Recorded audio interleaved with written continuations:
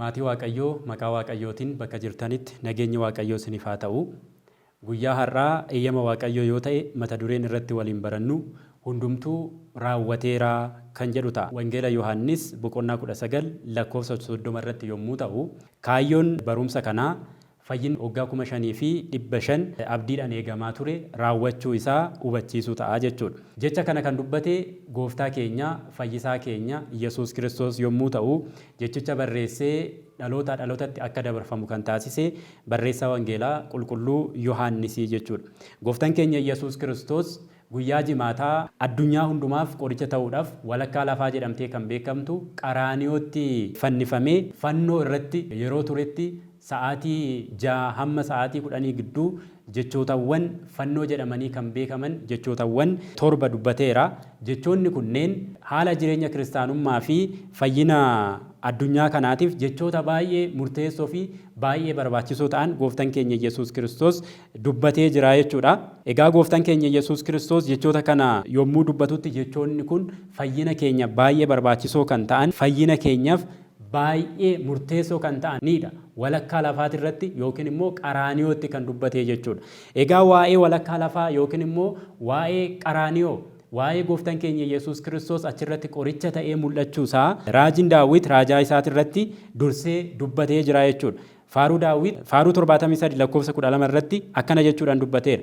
Waaqayyo garuu addunyaan duratti mootiidha, walakkaa lafaattis qoricha hojjetee jechuudhaan waa'ee gooftaa keenya Yesuus Kiristoos Daawitii raajitiin gara fuulduraatitti gooftaan keenya Yesuus Kiristoos Qaraaniyoo gubbaatti akka fannifamu ifatti kan itti dubbatee jechuudha.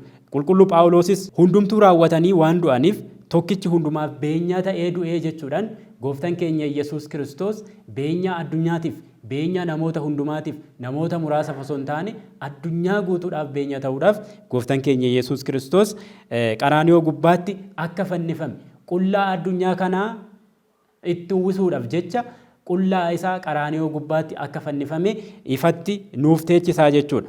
Egaa jechoonni fannoo kun nu warra itti amannuuf, nu kiristaanotaaf fayyina keenyadha, jabina keenyadha, humna keenyadha. Garuu warra itti hin amanneef gowwummaadha jedhee qulqulluu Phaawulos dubbatee jira jechuudha. Kanaaf waa'ee jechoota kanneenii gadi fageenyaan kan ilaallu ta'a jechuudha. Jechoonni gooftaan keenya Yesuus Kiristoos fannoo gubbaatti dubbate keessaa inni jalqabaa Wangeela Luqaas boqonnaa 23 lakkoofsa 34 irratti kan argamu yaa abbaa waan godhan hin beekaniitii isaaniif dhiisii isa jedhudha. Gooftaan keenya Yesuus Kiristoos jecha kana kan dubbate gareewwan Yihudootaa 8 gooftaa keenya Yesuus Kiristoos fannisuudhaaf gara Qaraaniyoo iddoo fannootti yommuu fudhatanii gooftaa keenya Yesuus Kiristoos akka gamsiisatti, akka balleessatti, akka hattuutti lakkaa'uudhaan hattoota lama gidduutti yeroo fannisanitti gooftaan keenya Yesuus Kiristoos waan godhan hin beekaniitii isaaniif dhiisii jedhee isaaniif kadhatee jechuudha. Egaa raajiidhaan akkuma dubbatame raajii Isaayyaas boqonnaa 53 lakkoofsa 12 irratti akkana jedhamee dubbatamee jira. Gamsiisota wajjin lakkaa'ame inni garuu cubbuu namoota hedduu baate waa'ee cubbuu isaaniifis kennamee jedha. Gooftaan keenya Yesuus Kiristoos cubbamtoota wajjin akka lakkaa'ame, gamsiistota wajjin akka lakkaa'ame, warreen saamtota wajjin akka lakkaa'ame duraan dursee raajaan Isaayyaas raajiidhaan dubbatee jira jechuudha. Isa kanatu gooftaa keenya Yesuus Kiristoos irratti raawwate jechuudha. Raajii kanatu gooftaa keenya Yesuus Kiristoos irratti raawwate. Qulqulluu Phaawulosis waa'ee kanaa yommuu ibsu akkana jechuudhaan dubbateera. Osoo beekanii gooftaa kabajaa hin fannisan ture jedha. Gooftaan kabajaa fayyina isaaniitiif akka dhufe, qoricha isaanii ta'uudhaaf akka dhufe, isaan fayyisuudhaaf akka dhufe, gabrummaa jalaa isaan baasuudhaaf akka dhufe osoo beekan ta'e gooftaa kabajaa hin fannisan ture. Gooftaa hin ajjeesan ture jechuudhaan jarri kun osoo hin beekin gooftaa keenya Yesuus Kiristoos akka fannisan ragaa bahaa jechuudha. Gooftaan keenya Yesuus Kiristoosis waan godhan hin beekanii wanti isaan raawwatan kun waan gaarii isaanitti fakkaate garuu immoo wanta godhan kana waan hin beekneef qoricha isaanii, furaa isaanii, beenya isaanii akka ajjeesan waan hin beekneef dhiifama godhiif jedhee gooftaan isaaniif kadhatee jechuudha. Gooftaan isaaniif kadhate. Jechi inni lammaffaan gooftaan keenya Yesuus Kiristoos fannoo irratti dubbate Waaqa koo, maaliif na dhiiftee isa jedhudha. Jecha kana gooftaan keenya Yesuus Kiristoos sagalee guddaadhaan dubbatee jedha kitaabni qulqulluun. Waaqa koo maaliif na dhiifta jedheet sagalee guddaadhaan dubbate. Isa kana kan dubbate foon uffachuu isaatiin ilmaan Addaam hunda isaanii bakka bu'ee dadhabina ilmaan Addaam, rakkina ilmaan Addaam, giriraa ilmaan Addaam hunda isaa waan ofii isaatii fudhateef, dadhabina keenya rakkina keenya hunda isaa waan ofii isaa irratti baateef nu bakka bu'ee maal jedhee waaqa koo maaliif na dhiifta jedhee dubbatee jechuudha. Jechi kun bara kakuu moofaa keessas raajiidhaan dubbatamaa ture jechuudha. Faarfataan Daawit faaruu 21 lakkoofsa 1 irratti maal jedhaa? Waaqa koo na ilaali maaliif na dhiiftaa jedhee dubbachaa ture. Raajiin faarfataan Daawit bara kakuu moofaa keessa gochaa ture sun har'a gooftaa keenya Yesuus Kiristoos raawwatamee hunduma keenya bakka bu'ee gooftaan keenya Yesuus Kiristoos waaqa koo maaliif na dhiiftee jedhe.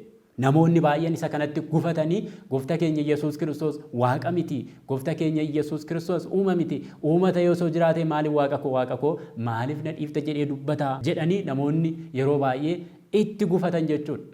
Akkuma inni dubbate namni natti hin gufanne qulqulluudha, eebbifamaadha akkuma jedhee dubbate namoonni baay'een itti gufatanii kufanii jiru. Garuu inni jecha kana kan dubbate waaqa ta'uu dhabuu isaatiif osoo hin taane bakka keenya bu'ee iyya ilmaan Addaam Si'oolii keessatti waggaa 5,500 iyyaa turan isa nuuf iyyee dubbatee jechuudha. Foon keenya waan uffateef, foon keenya waan fudhateef, foon inni qabatee jiru, foon inni fudhate foon samiirraa dhufe miti, foon ilma namaati. Gooftaan keenya Yesuus Kiristoos nama gonkaa waan ta'eef nama gonkaa ta'uusaa argisiisuudhaaf waaqa koo maaliif na dhiifte jedhee foon nurraa fudhate sanaan dubbatee jechuudha. Inni kan biraa sadaffaan gooftaan keenya Yesuus Kiristoos fannoo irratti kan dubbate har'a ana waliin gannata keessa ni jiraattaa isa jedhudha. Gooftaan keenya Yesuus Kiristoos akkuma dura kaafne gamsiistota yookiin immoo saamtota lama gidduutti fannifamee jira. Gamsiisaan inni tokko gara mirgaatiin, inni tokko gara bitaatiin, gamsiisaan inni gara bitaatti fannifame yookiin saamaan inni gara bitaatti fannifame gooftaa keenya Yesuus Kiristoos irratti yommuu gaa'isu, gooftaa keenya Yesuus Kiristoos irratti gaafa qoosu, dhuguma ati waaqa yoo taate nus nu fayyisi, ofii keetiif of fayyisi jedhee yommuu isatti qoosu, gamsiisaan inni gara mirgaarra dhaabbatee jiru garuu waan gooftaa keenya Yesuus Kiristoos irratti raawwate, waan gooftaa Yesuus Kiristoos irratti ta'aa jiru hunda isaa erga ilaalee booda qalbii isaa jijjiirratee ijji isaa gara gooftaa keenya Yesuus Kiristoositti laaltee jedha. Ijji keenya gara Waaqayyoo yommuu laalu, ijji keenya gara Waaqayyootti yommuu deebi'u, Waaqayyo gara keenyatti deebi'a. Egaa gamsiisaan inni gara mirgaa kun, saamaan inni gara mirgaatti fannifame kun gara gooftaa keenya Yesuus Kiristoositti deebi'ee kadhaa tokko kadhate, kadhaa guddaa tokko kadhate. Yeroo hunda kadhannaa galatoo keenya keessatti yeroo hunda kan kadhannu tazakkaranna egzoo ba'usta mangistika, yeroo mootummaa keetiin dhuftu mootummaa keetti na yaadadhu jedhee gooftaa keenya Yesuus Kiristoos kadhate. Gooftaan keenya Yesuus Kiristoos battalumatti yaada isaa, kadhannaa isaa, yaada laphee isaa kana fudhatee dhuguma dhugaan siin jedha har'a anaa wajjin gannata keessa taataa jedhee. Laala cubbuu akkamii keessayyuu haa jiraannu, cubbuu akkamiitu balleessaa akkamiitu haa balleessinu, laphee keenya cabsinee gaabbiidhaan gara gooftaa keenya Yesuus Kiristoositti yommuu deebine, gara Waaqayyootti yommuu deebine, inni nuuf dhiisuudhaaf amanamaadha. Kanaafuu kan nurraa eegamu inni gaabbii gallee carraa argametti fayyadamnee gaabbii gallee gara isaatti deebi'uudha jechuudha. Gamsiisaan kun gara gooftaa keenya Yesuus Kiristoositti deebi'ee fayyina argate. Gannata keessa hundumaa durse Addaam isa waggaa 5,500 fayyina eeggachaa ture, abdii godhachaa ture dursee gara gannataatti galee jechuudha. Kanaaf kan nurraa eegamu inni qalbii jijjiirrannaadha. Kan nurraa eegamu laphee guutuudhaan, yaada guutuudhaan gara Waaqayyootti deebi'uudha. Kanaafuu gooftaan keenya Yesuus Kiristoos gamsiisaa kana gara gannataatti akka galu taasisee jechuudha. Har'as kan nurraa eegamu isa kanaadha. Laphee guutuudhaan hin amanna yoo ta'e, yaada guutuudhaan hin amanna yoo ta'e, gooftaan keenya Yesuus Kiristoos nu fayyisuudhaaf, gooftaan keenya Yesuus Kiristoos fuula isaa gara keenyatti deebisuudhaaf ani gara keessanittan deebi'a, isinis gara kootti deebi'a akkuma nuun jedhe nuti gara isaatti yommuu deebine inni gara keenyatti akka deebi'u, cubbuu keenya hundaa akka nuuf dhiisu beekuun baay'ee barbaachisaadha jechuudha. Jechi inni afraffaan gooftaan keenya Yesuus Kiristoos dubbate, yaa abbaa lubbuu koo harka keettiin imaanaa kennaa jedha. Lubbuu koo harka keettiin imaana kenna. Gooftaan keenya Yesuus Kiristoos jecha kanas kan dubbate foon uffachuu isaatiin, nama gonkaa ta'uu isaatiin lubbuu koo harka keettan imaana kenna jedhee gara Waaqayyo Abbaatti dubbatee jira jechuudha. Isa kana kan argannu Wangeela Luqaas boqonnaa 23 lakkoofsa 46 kanarraa maal baranna yommuu jenne yeroo gidiraa keenya yeroo rakkina keenya yeroo qormaanni garagaraa nu mudatu yaada keenya lubbuu keenya ilaalcha keenya hundasaa waaqayyoof kennuu akka qabnu gara waaqayyootti boo'uu akka qabnu gara waaqayyootti kadhachuu akka qabnudha kan nu barsiisu jechuudha. Qulqulluu Phexros maal jedha akka fedha waaqayyootti gidiraa kan fudhattan waan gaarii taasisaa lubbuu isaanii uumaa amanameef jiraata haa kennanii jedha. Uumaa amanamee jiraataaf haa kennan. Gooftaan keenya Yesuus Kiristoos amanamaadha. Waaqayyo Abbaan amanamaadha. Waaqayyo Hafuurri Qulqulluun amanamaadha. Kanaafuu yeroo gidiraa keenyatti, yeroo rakkina keenyatti waan nurra ga'e hundasaa Waaqayyoof dabarsinee gaafa kennine Waaqayyo nu fayyisa. Nu bakka bu'eeti jechuudha jecha kana kan dubbata. Isinis akkas godhaa nuun jechuudhaaf jecha kana Gooftaan keenya Yesuus Kiristoos dubbatee jira jechuudha. Inni shanaffaan Gooftaan keenya Yesuus Kiristoos fannoo irra ta'ee jechi inni dubbate haati kee kunooti ilmi kee kunooti jecha jedhudha. Yeroo baay'ee Gooftaa keenya Yesuus Kiristoos wajjin naannoo gabaa 5 ol namoonni ta'an Gooftaa keenya Yesuus Kiristoos hordofaa turan. Isa wajjin deemaa turan. Isaan yeroo rakkinaa kana faanan ture. Yeroo rakkinaa kanatti hundi isaaniitu Gooftaa keenya Yesuus Kiristoos faanaan jiran. Yeroo nyaataa, yeroo raajiin hojjetamu, yeroo dinqiin garagaraa hojjetamu namoonni kun hundi Gooftaa keenya Yesuus Kiristoos wajjin deemaa turan. Namoonni kun hafuuti warreen waggaa 3 fi ji'a 3 guutuu Gooftaa keenya Yesuus Kiristoos wajjin bakka inni bule bulanii, bakka inni oole oolanii isa wajjin deemaa turan. Duuka bu'oonni illee fannoo jalatti argamuu hin dandeenye. Garuu warreen yeroo Gooftaan keenya Yesuus Kiristoos fannoo irratti fannifame, yeroo Gooftaan keenya Yesuus Kiristoos gidiraa fudhate Gooftaa keenya Yesuus Kiristoos wajjin argaman tokko haadha isaa, lammata immoo jaalataa Gooftaa jedhamuudhaan kan beekamu qulqulluu Yohaannis turan. Egaa Gooftaan keenya Yesuus Kiristoos hanga xumuratitti kan jabaate inni ni fayya jedhee akkuma dubbate hanga xumuratitti hanga qaraaniyootitti Gooftaa keenya Yesuus Kiristoos wajjin kan deeman qulqulleettii giiftii keenya dubroo maaramii haadha isaa haadha keenyaaf badhaasa kennee kunoo ilmi kee jechuudhaan giiftii keenya qulqulleettii dubroo maaramiidhaaf badhaasa kenne. Akkasuma duuka bu'aa isaa kan isa jaalatu isa jedhameefis kunoo haati kee jedhee haadha keenya qulqulleettii dubroo maaramii badhaasa isaaf kennee jechuudha. Kanarraa maal hubanna yommuu jennu hamma xumuratitti hamma qaraaniyootitti hamma lubbuun keenya baatutti Gooftaa keenya Yesuus Kiristoosiif amanamuu akka qabnu isa duukaa bu'uu akka qabnu isa hordofuu akka qabnu yommuu akkas goone immoo badhaasa bara baraa nuuf akka kennu kanarraa hubannaa jechuudha. Badhaasni bara baraa nuti argannu mootummaa Waaqayyooti. Badhaasni nuti argannu giiftii keenya qulqulleettii dubroo maaramiidha. Badhaasni nuti argannu qulqulluu Yohaannisidha jechuudha. Kanaaf qulqulloota haadha keenya qulqulleettii dubroo maaramii warra hanga qaraaniyootti deeman qofatu argachuu danda'a jechuudha.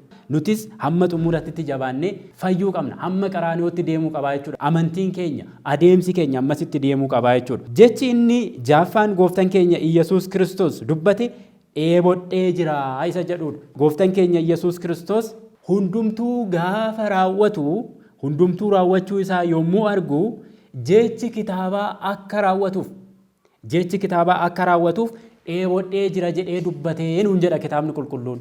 Jechi kitaaba sun maal yommuu jenne raajaa Daawit dursee dheebuu kootiif beela kootiif hadhaa naaf kennanii dheebuu kootitti immoo waan hadhaa naqanii waan hadhaa na obaasan jedhee dubbatee jira. Inni kun akka galma ga'uuf Gooftaan keenya Yesuus Kiristoos eebodhee jira jedhee dubbate.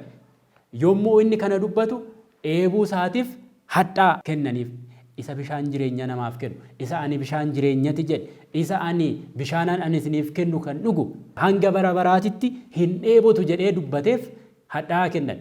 Inni bishaan uume, inni waan hundumaa harka isaatti qabate, inni waan hundumaa harka isaatii qabu abbaan bishaanii, abbaan bishaan jireenya ani dheebodheera yommuu jedhu jarri garuu maal kennanii fi hadhooftuu isa obaasanii. Gooftaan keenya Yesuus Kiristoos garuu hadhooftuu kana hin dhugne.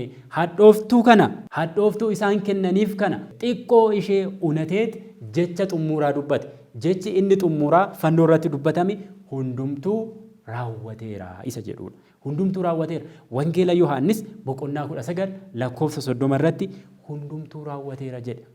Jecha kana kan dubbate hadhooftuu sana erga qammasee booda wantoonni isa irratti ta'an hundi isaa erga irratti ta'anii booda gidiraa hundumaa erga fudhatee booda gaa'isa warreen garaagaraatirraa isarra gaan hundasaa qoosaa fi ceephoo namoota garaagaraatirraa qaamolee garaagaraatirraa isarra gaan hundasaa erga fudhatee booda gooftaan keenya Yesuus Kiristoos raawwateera jedhe. Asirratti maaltu raawwatee kan jedhu ilaaluun barbaachisaadha.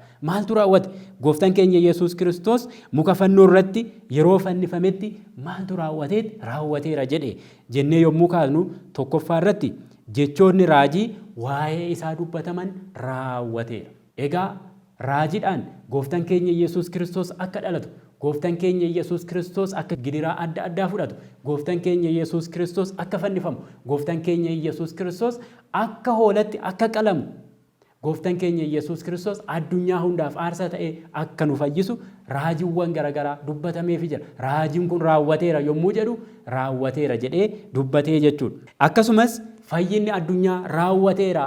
Kana booda aarsaan uumamaa, aarsaan horii, aarsaan loonii, aarsaan re'ee kana booda hin barbaachisu. Yeroo tokko qofa dhiyaate addunyaa hundaaf kan ta'u, addunyaan hundumtuu kan ittiin fayyuu dandeessu, aarsaan isa kan ta'e, aarsaa kennaan isa kan ta'e, aarsaa fudhataanis isa kan ta'een fayyinni addunyaa raawwatee jira jedhee gooftaan keenya Yesuus Kiristoos dubbataa jechuudha.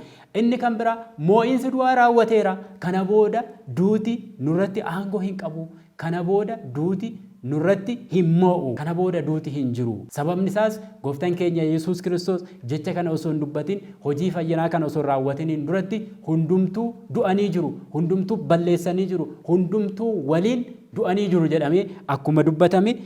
Amma garuu gooftaan keenya Yesuus Kiristoos erga fannifame, gooftaan keenya Yesuus Kiristoos aarsaa erga nuu kaffalee, gooftaan keenya Yesuus Kiristoos aarsaa erga nuu ta'ee booda moo'insi du'aa hin jiru, olaantummaan si'oolii hin jiru. Kanaaf hundumtuu darbeera. Waa'ee oolmaa gooftaa keenya Yesuus Kiristoos kanaa yommuu dubbatu raajaan Daawit yaa du'aa aangoon kee eessa jira?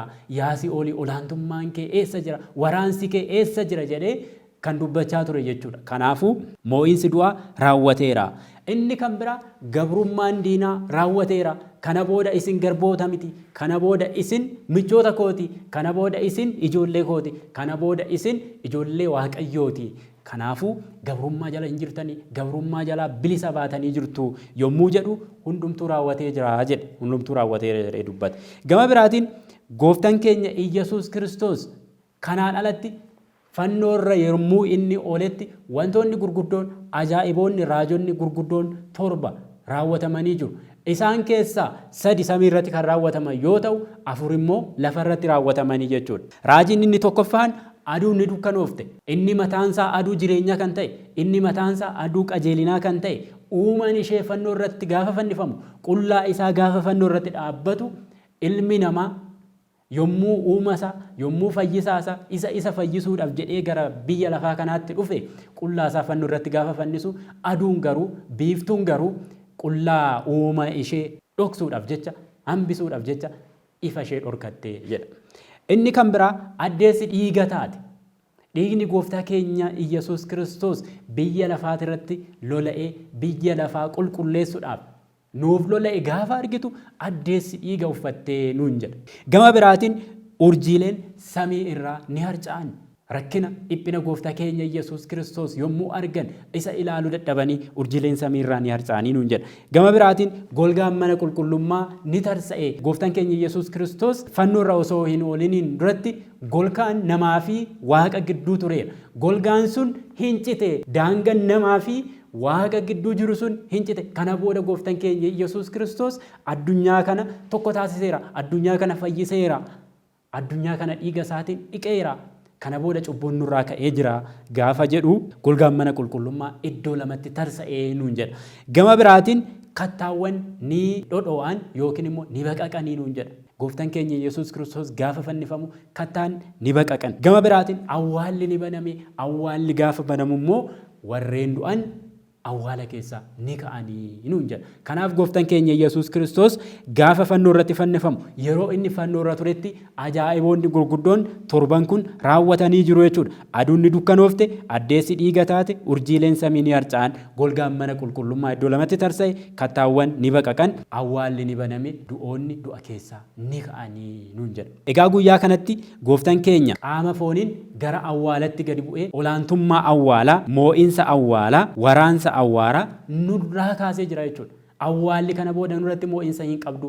Kana booda awwaalli nurratti waraana hin kaastu. San jalaa bilisa nu baasee jira jechuudha. Qaama lubbuutiin gara si'oolitti gadi bu'uudhaan akkasuma mo'insaa fi olaantummaa si'oolis nurraa kaasee warreen si'oolii keessa jiran si'oolii keessa akka ba'an taasisee jira jechuudha. Raajaan Daawit raajii isaatiin yaaduu waraansi kee eessa jira?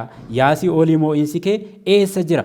jedhee bara kakuu moofaa keessatti dubbachaa ture. Jecha kana warreen Addaamirraa dhalatan hundi isaanii waggaa 5,500 gabrummaa kana jalaa ba'uudhaaf jecha kana dubbachaa turan. Har'a garuu waraansi awwaalaa olaantummaan si'oolii mo'insi si'oolii gooftaa keenya Iyyasuus Kiristoosin raawwateera. Gooftaa keenya Iyyasuus Kiristoosin badeera. Kana booda nurra haqameera. Gabrummaan nurraa bu'ee jira gaafa jedhu isa kana nu barsiisa jechuudha. Kanaaf fayyinni addunyaadhaaf labsamee jechuudha. Addunyaan kana booda bilisa taateerti jechuudha. Addunyaan kana booda abaarsa Addaamirraa, abaarsa Hewaanii irratti dhuferraa bilisa taateertu. Kana booda bilisummaadhaan akka jiraannuuf bilisummaan fayyinni nuuf labsamee jira jechuudha. Kanaaf gooftaan keenya Iyyasuus Kiristoos aarsaa kakuu haaraa ta'ee nuuf kennameera jechuudha. Aarsaa kakuu haaraa ta'ee of nuuf dhiyeessee jira jechuudha. Ofii isaati kan nuuf dhiyeesse. Bara kakuu moofaa keessatti yookiin loontu dhiyaata, yookiin re'eetu dhiyaata, yookiin midhaantu dhiyaata, uumamaadha kan dhiyaachaa ture. Bara kakuu haaraa keessatti garuu ofii isaati aarsaa of godhee addunyaa kana beenya of taasisee of dhiyeesse jechuudha. Aarsaa gooftaa keenya Iyyasuus Kiristoos nuuf dhiyeesse kanaan faayidaan nuti arganne tokkoffaa du'arraa gara jireenyatti ceeneera. Lammaffaa dukkanarraa gara ifaatti ceeneera. Inni ifaadha. Inni jireenya bara baraati. Inni ifa hin dhaamne, ifa bara baraati. Kanaaf inni du'arraa gara jireenyatti nu ceesise dukkanarraa gara ifa bara baraatti. Ifa isa dinqisiisa bara baraan jiraatutti nu ceesisee jira jechuudha. Gama biraatiin gabrummaarraa gara bilisummaatitti nu ceesiseera. Ooriitii irraa gara wangeelatti ceeneerra. Kana booda seera jalatti kan bullu miti. Kana booda seeran kan gaggeeffamnu, seera san jalatti kan bullu miti, seera wangeelatiin kan gaggeeffamnu akka taanu nu taasisee jira jechuudha. Kanaaf gatiin nuuf kaffalameera. Qulqulluu Phaawulos gatiidhaan bitamtanii jirtu, kan keessan miti. Isin kan keessan waan hin taaneef qaama keessaniin cubbuu hin hojjetina, gidiraa garagaraa hin hojjetina, cubbuu garagaraa hin hojjetina. Akkuma jedhamne gooftaan keenya Iyyasuus Kiristoos aarsaa kana hunda nuuf kaffalee gatiidhaan nu biteera. Dhiiga isaatiin, foon isaatiin nu bitee jira. Kanaafuu gatii nutti kaffalame kanaan jabaannee jiraachuutu nurraa eegamaa jechuudha. Aarsaa nutti kaffalame kanaan jabaannee jiraachuutu nurraa eegamaa jechuudha. Kanaaf wanti nuuf kaffalame salphaa miti. Waan nuuf kaffalame kana qabannee itti fayyadamne jireenya bara baraa akka argannuuf fedhaa fi heeyyama waaqa keenyaa nuuf haa ta'u.